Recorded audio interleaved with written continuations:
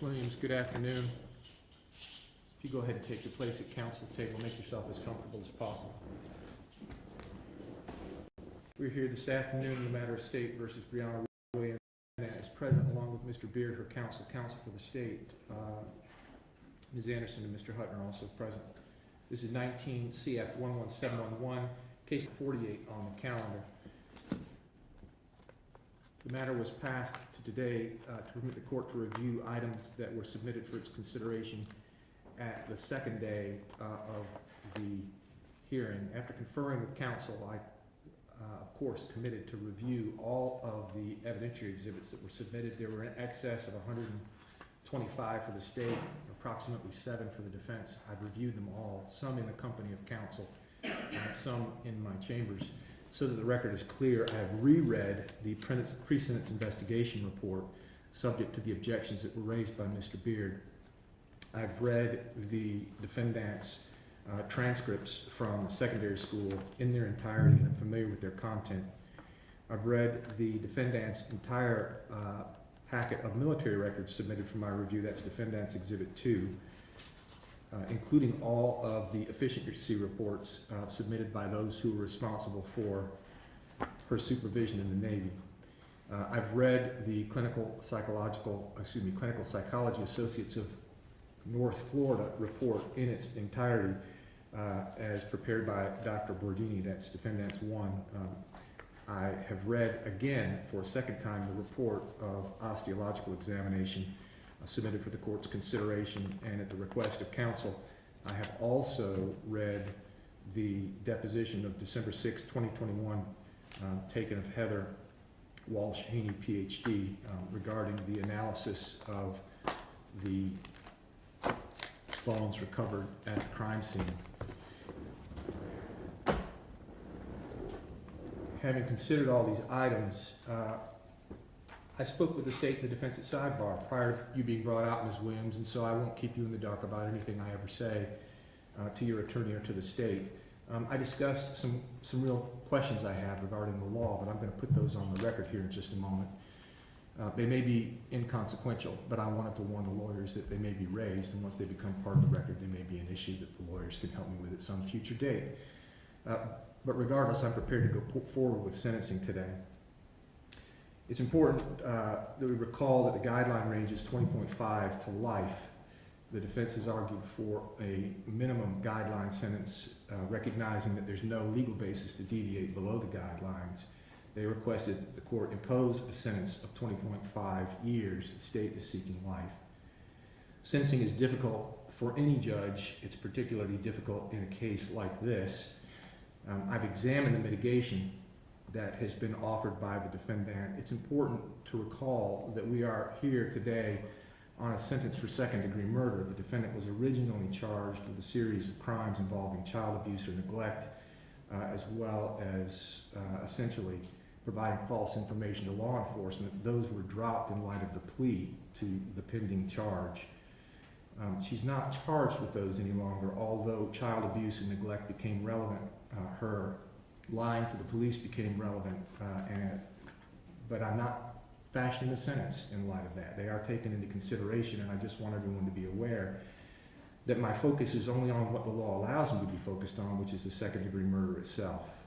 Therefore, what she did after the death and the desecration of the body, again, is relevant only for fashioning an appropriate sentence related to the homicide itself.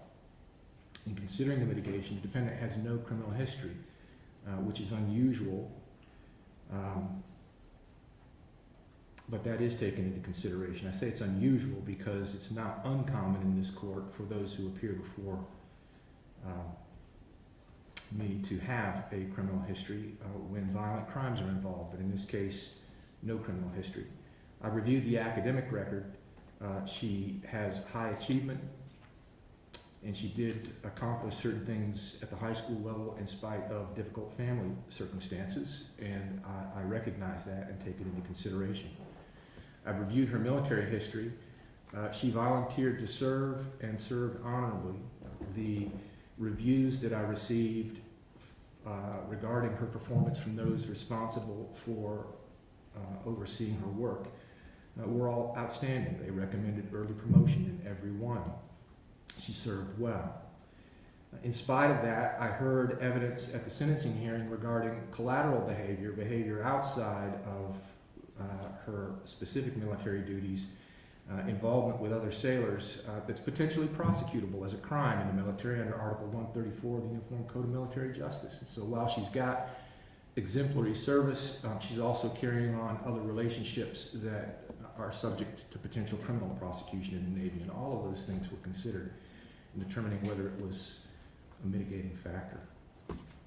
Dr. Bernini's testimony was considered as well. Her family history included a mother and father who were unmarried at the time of her birth, a father who was not part of her life, active part of her life until late high school, a mom who was not actually raising her. She was raised by extended family, and the family environment was unstable, and there was a resulting allegations of abuse. That's also tragically common for those that appear before me. The evidence offered by Dr. Bernini was not offered as justification, but as a way of explanation, and the court accepts it as such. He acknowledged that his opinions are based on objective analysis as well as subjective opinions. That's why he's an expert. Multiple diagnoses were rendered, and the court has taken all of those, all that testimony into consideration. One of the things that the court asked was whether or not the diagnoses and findings were descriptive or predictive, and he said both, meaning that it provided a context for the crime, but also it would continue to persist, which means that given the right circumstance, it creates concerns for me regarding danger to the community. To the extent she might find herself in similar circumstances with ongoing psychiatric issues that are unresolved, it creates the possibility for a repeat offense. The court takes that into consideration. Beyond that, there was not additional mitigation offered for the court's consideration of any consequence. The state offered essentially an aggravation of the circumstances surrounding the crime itself in light of the relationship that the defendant had with the victim, her daughter. The court heard testimony over several days regarding the substance of the investigation. There was no opinion regarding cause of death. There could be no expert opinion because the defendant disposed of the body in such a way that it prevented any analysis that would result in an expert opinion. It does not mean that the court cannot draw its own conclusions, and so based on the following factors, I'll tell you the conclusion that I believe most appropriate. Again, in considering the allegations of second-degree murder, the evidence before the court is that the victim was not valued from the time of conception by either her father or mother, that her mother suffered, the defendant, from an eating disorder, that the father complained that the victim was not being properly fed. The defendant then removed the victim from daycare approximately 4 months to the victim, prior to the victim's death. Taylor remained home alone and unprovided for throughout that time period.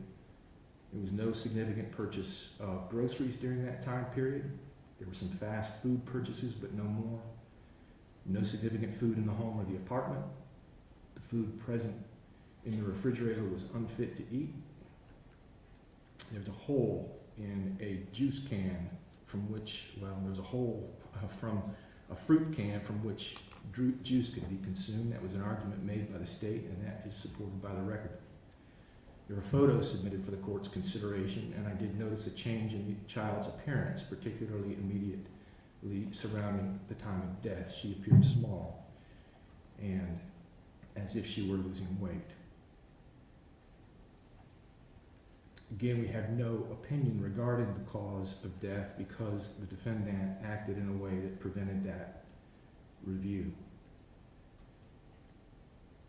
According to her testimony, she found Taylor Rose slumped over in a closet, unresponsive, and she knew that she was dead. Thereafter, the defendant failed to report the death of her daughter She then lied to law enforcement repeatedly over the course of the investigation in order to conceal what she had done, which was to transport the body out of state and dispose of the body, which this court construes as a consciousness of guilt. When the bones of Taylor Rose were analyzed, they were consistent with malnutrition.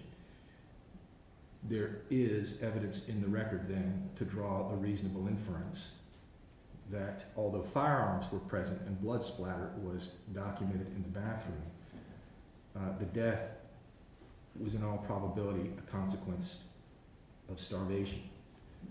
There was a failure to act where you have a duty to act. You had a duty to provide care for your child, including the provision of food, and over the course of a 4-month period failed to do so, resulting in her death. Coming now to the sentence, if you please stand with your attorney. Considering the aggravating and the mitigating factors, wanting to ensure that the community is protected and that a sentence is rendered in a way that does not dishonor the death of Taylor Rose, the court sentences you to life in prison. Madam Clerk, can you give me credit for time served, please? We have 1,043 days, Judge. 1,043 days credit for time served. You'll pay $600, correct that. Madam Clerk, is it $518? $518 on $150. $518 and $150 public defender fee. Are you asking me to convert it to a civil judgment? Yes, Judge. I'll convert the matter to a civil judgment. Ms. Williams, I take no pleasure in pronouncing the sentence. You have 30 days from today's date to take an appeal of the sentence if you believe any portion to be illegal. If you can't afford an attorney for that purpose, I'll appoint the public defender to represent you. It's a tragedy all the way around. I wish the families well. Anything further from the state? No, Your Honor. Anything further from the defense? No, Judge. We're adjourned. Thank you all.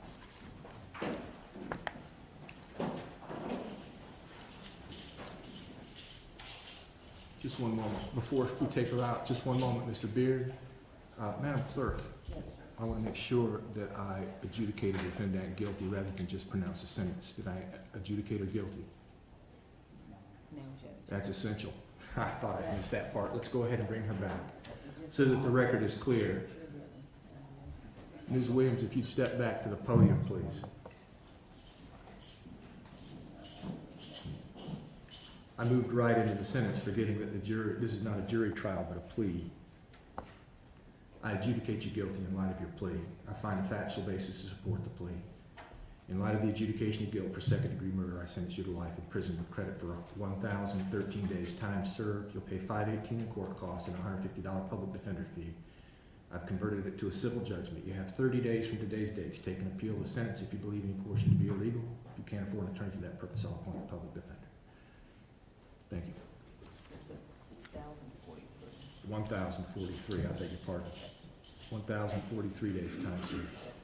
Thank you all. Now, anything further from the state? No, Your Honor. Anything further from Mr. Beard? No, Judge. You've all been helpful. Thank you. We're adjourned.